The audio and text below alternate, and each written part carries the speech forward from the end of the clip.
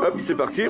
Alors, je suis à Istres dans le cadre du festival Rock à l'usine avec Marco Neves, chanteur du groupe de Metal Indus Treponempal. Alors, Marco, merci d'avoir accepté cette interview. Bah, merci à toi, Emmanuel. Merci à vous. C'est bien ça la prononciation de Neves? Neves. Neves. Ok. Alors, vous jouiez hier soir du côté de Montpellier, à Saint-Jean-de-Védas. Comment s'est passée cette date? Bah, plutôt bien. Il n'y avait pas un monde incroyable, mais les gens étaient bien dedans, donc ça s'est plutôt bien passé. Ouais, très bien. D'accord, donc durant l'après-midi, tu as donné une interview à Benoît, mon confrère de Margot PDF, Oui. pour qui le format vidéo était une première. Ça va, il a pas trop flippé Non, on était tous les deux dans la caméra. Ça s'est très bien passé. C'est une future star, en fait. D'accord. Ok, donc ce soir, voilà, vous êtes à Istres, dans le cadre du festival Rock à l'usine. Est-ce que vous aviez déjà entendu parler de ce festival? Du festival Rock à l'usine, ouais, on en avait entendu parler, ouais, mais on n'y avait jamais joué. Mais en fait, j'ai appris par le Cédric qui nous fait les retours ce soir qu'on a joué ici au club, mais il doit y avoir au moins 20 ou 30 ans, donc voilà, parce qu'on est un groupe jeune, évidemment, quoi. Ok, donc votre actualité, c'est ce nouvel album Screamers qui est sorti l'année dernière le 10 mars 2023. Ouais. Visiblement, vous avez eu plusieurs changements de line-up. Est-ce que tu peux nous récapituler les musiciens qui jouent sur l'album et est-ce que ce sont toujours les mêmes pour le live? Alors non, sur l'album Screamers, en fait, les musiciens, c'est moi-même, Didier Bréard, Polak et Jean-Pierre Mathieu. On a fait ça à 4, en fait, cet album. Mais en fait, pour le live, une toute nouvelle équipe est arrivée. Donc il y a toujours Polak et moi-même. Il y a Niki Tchernenko qui est arrivé, Bastien Ami et Laurent Bizet qui est revenu avec nous, qui était dans le groupe, au début du groupe, sur les premières tournées. D'accord, donc il était resté jusqu'à quelle période? Jusqu'aux deux premiers albums, c'est ça? Laurent Bizet? Oui. Ouais, c'est ça, les deux premiers Les deux albums. premiers albums. Et quant à Didier Bréard, c'était un membre d'origine ou pas? Alors Didier est arrivé sur la tournée XS en Overdrive à l'époque et a contribué au groupe depuis l'album Higher. L'album Higher qu'on a fait en major. D'accord. Alors, l'album il débute par The Fall, qui est bien marqué reggae. Vous avez voulu commencer d'entrée en revendiquant cette influence musicale? Ouais.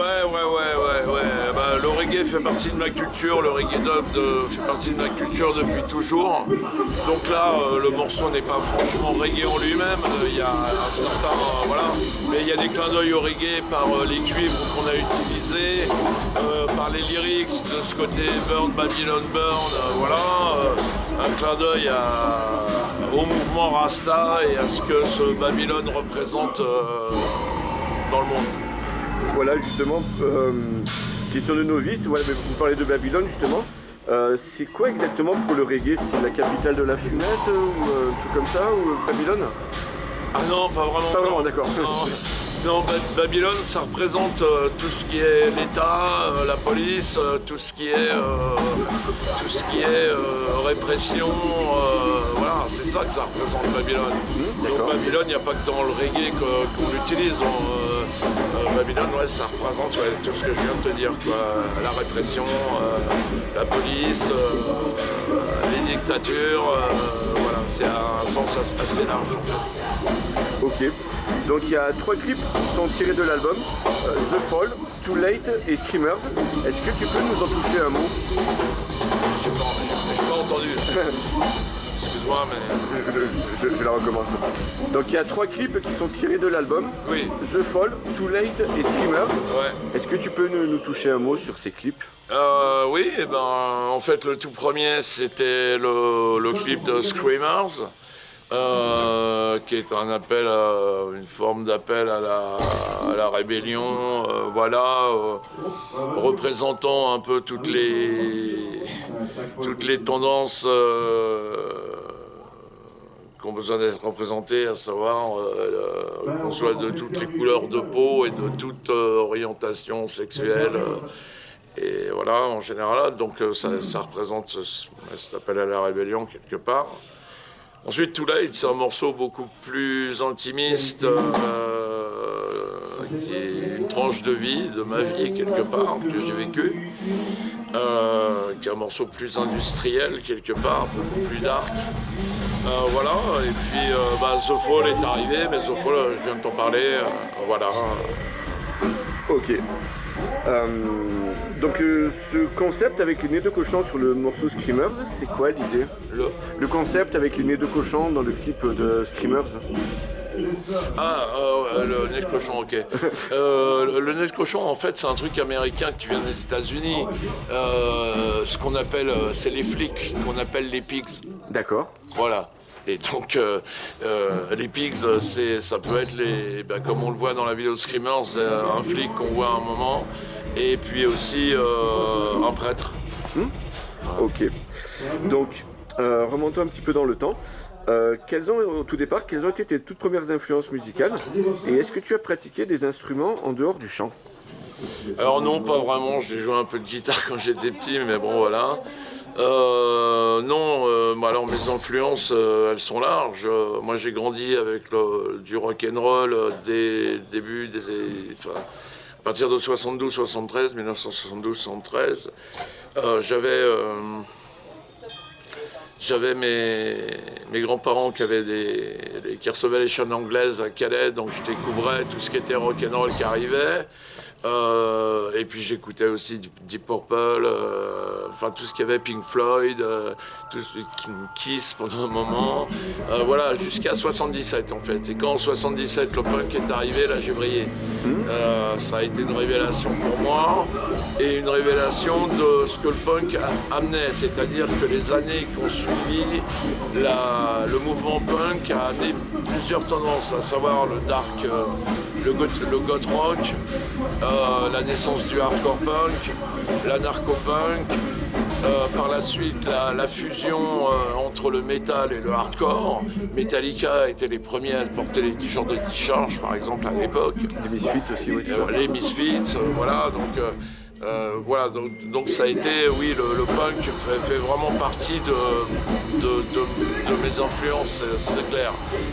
Après, pour Treponem, nos influences, ça a été assez large, c'est-à-dire que c'était, comme je t'ai dit, ça pouvait être du hip-hop, des trucs de hip-hop qu'on voyait énormément. Des groupes comme Sin Lizzy, Motorhead évidemment, des groupes punk comme les Dead Boys et les Sex Pistols quand ils sont arrivés. Voilà, il y a des influences dans le reggae aussi, c'est-à-dire que Bob Marley est quelqu'un de très important pour moi. Ce qu'on appelle des DJ jamaïcains comme Prince Farai, toutes sortes de choses. Notre univers est très très large en fait. D'accord. Alors, si j'ai bien compris, voilà, justement au début des années 80, avant de former Treponem Pal, tu aurais commencé au sein de plusieurs groupes punk. Est-ce que tu peux nous parler de cette période? Est-ce que des enregistrements de tes groupes précédents existent-ils? Alors non, j'ai pas fait. Ah oui, alors bon, j'ai été chanteur très très brièvement d'un groupe qui s'appelait Conococ, mais voilà, ça n'a pas duré. Ensuite, j'ai fait un groupe qui s'appelait Les Martyrs, qui était plus punk, dark rock, voilà. On a sorti une cassette sur un label qui s'appelait Visa, et ce label Visa était le premier en France à signer, c'était un label cassette, c'était impossible de faire des vinyles à l'époque. Donc voilà, et sur ce label Visa, il y avait Berrurier Noir, Washington Dead Cats, House Vice, tous les premiers groupes punk, post-punk qui arrivaient quoi, en fait. D'accord. Alors, tu formes donc Treponem Pal en 1986, alors dans un registre qui est assez proche de celui de Ministry. Alors, est-ce que tu connaissais déjà ce groupe à l'époque, ou est-ce que vous aviez des influences communes qui vous ont mené un petit peu plus ou moins dans la même direction avec Ministry? Attends, excuse-moi, mais on va peut-être changer, coupe. Hop.